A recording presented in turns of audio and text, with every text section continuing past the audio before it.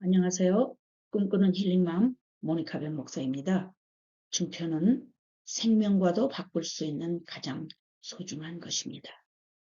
죽을 수밖에 없는 상황에서도 증표를 내주고 목숨을 건지는 경우가 많이 있습니다.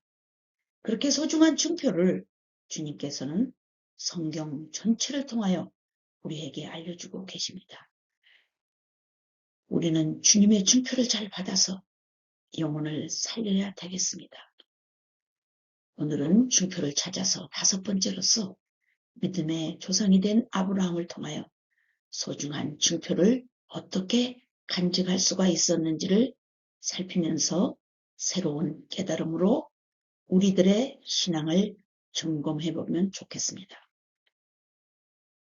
창세기 12장 1절에서 3절까지 내용을 보면 여호와께서 아브라함에게 이르시되 너는 너의 고향과 지척과 아버지의 집을 떠나 내가 네게 보여줄 땅으로 가라.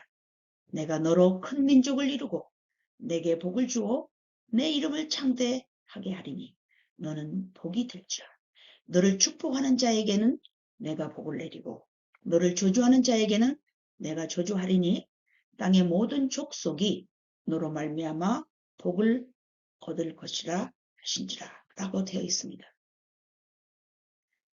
하나님은 아브라함을 하란에 있는 그의 집에서 부르시고 그에게 고향과 친척과 아비 집을 떠나서 보여줄 땅으로 가라고 하십니다.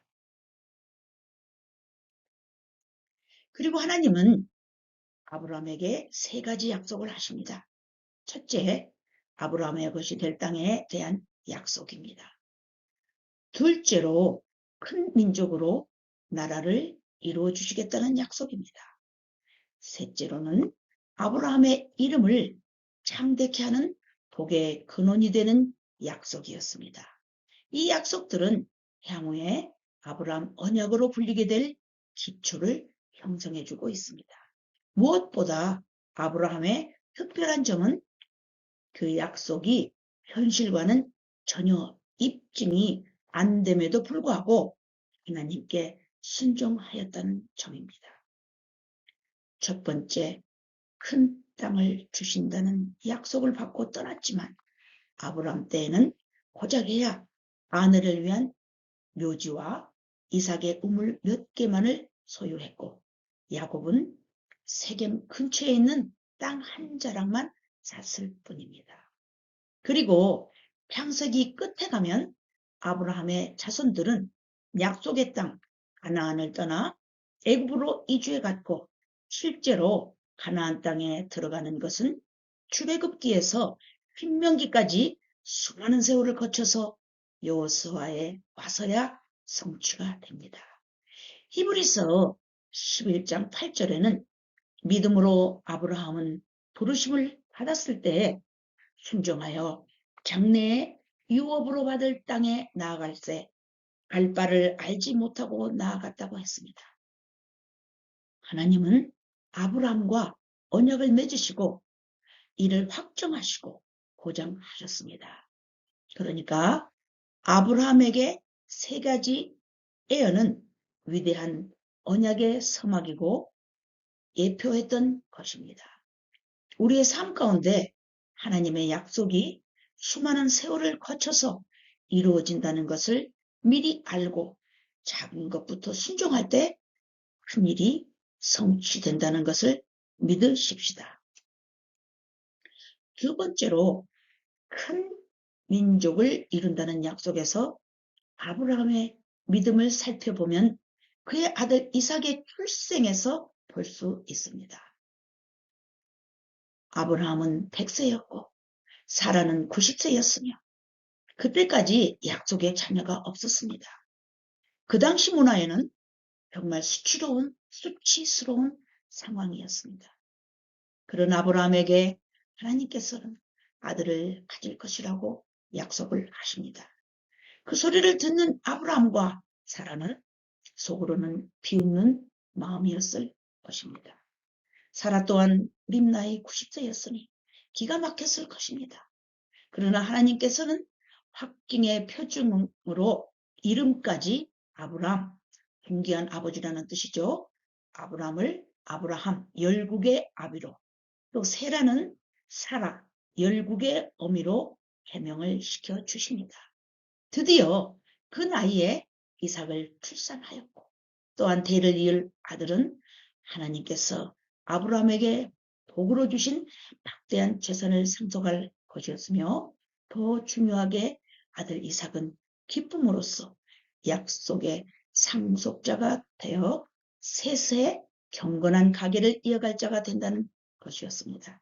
그것은 실제로 창세기 마지막에 70명이었던 야곱의 가족이 출애굽 없이 200만 명이 넘게 되었습니다.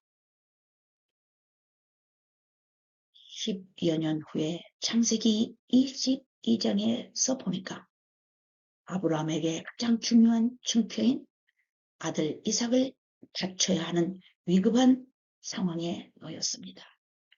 하나님께서 약속으로 주신 백세둥이 아들인 큰 민족을 이루는 증표를 내놓으라는 것이었습니다. 일반 사람들은 하나님께 원망하며 따졌을 것입니다. 저희는 늙어서 생각지도 않고 있던 아들을 주신다고 해서 주셨으면 잘 키우도록 놔두실 일이지 10여 년이나 지나서 지금 제물로 내놓으시라는 하나님은 도대체 왜 그러십니까? 하면서 원망을 했을 것입니다. 그런데 아브라함은 아들 이삭을 주저함 없이 내놓을 작정을 하였습니다. 아마도 아브라함은 사라에게도 알리지 않고 평상시에 시종과 함께 제사 드리러 가는 것처럼 하여서 이삭을 제물로 드릴 생각을 했을 것입니다. 아들 이삭에게도 나뭇집만 지게 하고 속내는 알리지 않고 모리아산으로 데려갔을 것입니다.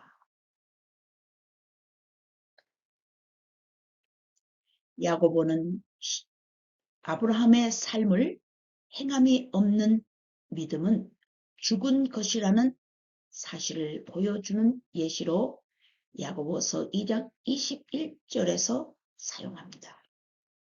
야고보가 사용하는 예화는 모리아산에 있는 아브라함과 이삭의 이야기입니다.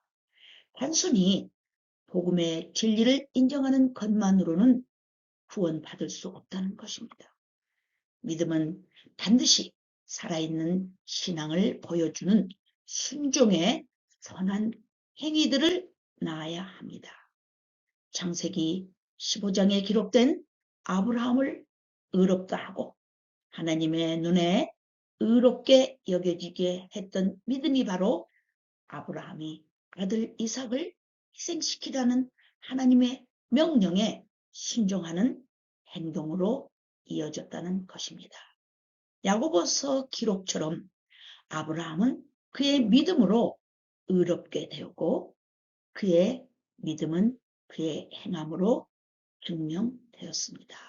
야고보서 2장 21절 말씀에 우리 조상 아브라함이 그 아들 이삭을 제단에 바칠 때에 행함으로 의롭다 하심을 받은 것이 아니냐라고 증거되어 있습니다. 아브라함의 삶은 또한 우리에게 단순한 순종이 가져다주는 복을 보여줍니다. 그의 가족을 떠나라는 요청을 받았을 때 아브라함은 즉시로 떠났습니다. 이삭을 바치라는 요청을 받았을 때도 아브라함은 아침에 일찍 일어나서 순종했습니다. 성경의 이야기에는 우리가 알 수 있는 것은 아브라함의 순종에는 망설임이 없었다는 것입니다. 아브라함도 우리들 대부분과 마찬가지로 이런 결정을 놓고 고뇌했겠지만 행동할 때가 되었을 때는 주저하지 않았습니다. 우리가 하나님의 참된 부르심을 알게 되거나 말씀을 통해 하나님의 지시를 발견하게 되면 우리는 즉시로 행동해야만 합니다. 하나님께서 명령하셨을 때는 순종은 선택의 문제가 아니고 필수적이기 때문입니다. 하나님께서는 지상에 있는 수백만 사람들 가운데서 아브라함을 부르셔서 축복의 대상이 되게 하셨습니다. 그리고 아브라함을 구속사에서 중추적인 역할인 믿음의 조상이 되게 하셨으며 결국에는 예수님의 탄생까지 절정을 이루게 하셨습니다. 아브라함은 하나님의 약속에 대한 믿음과 소망이 살아있는 본복이라는 것을 히브리서 기자가 11장 8절 이하에 기록하고 있습니다. 우리들은 후대에 남겨줄 믿음의 본을 아브라함처럼 순종의 믿음을 지키며 살아가도록 교회 공동체가 이루어 나가야 할 것입니다. 그렇게 된다면 우리의 삶이 끝나갈 때 아브라함의 믿음과 닮은 우리의 믿음은 다른 사람들에게 영원한 유산으로 남게 될 것입니다. 꿈꾸는 힐링맘을 애청해 주시는 여러분들께서는 믿음의 조상 아브라함처럼 주님이 주신 가장 귀한 증거일지라도 다시 내놓으라면 내놓고 순종을 지체 없이 하시길 바랍니다. 그것은 곧 우리가 순종할 때 주님은 모든 것을 예배하시고 책임을 지신다는 믿음과 확신을 가질 때 이루어지는 것이기 때문입니다. 꿈꾸는 힐링맘의 엄마표 밥상을 준비했습니다.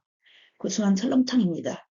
사골 국물을 푹푹 과서 기름을 제거하여 미리 만들어 놓고 사태살과 힘줄도 부드럽게 될 때까지 잘 삶고 양지 내장도 함께 삶아서 따로 준비해서 먹기 좋게 썰어 놓은 후에 파를 많이 넣고 후추와 소금 간을 약간 하여 진한 사골 국물과 부추 무침을 함께 넣거나 따로 드시면 아주 음식 궁합이 맞을 것입니다.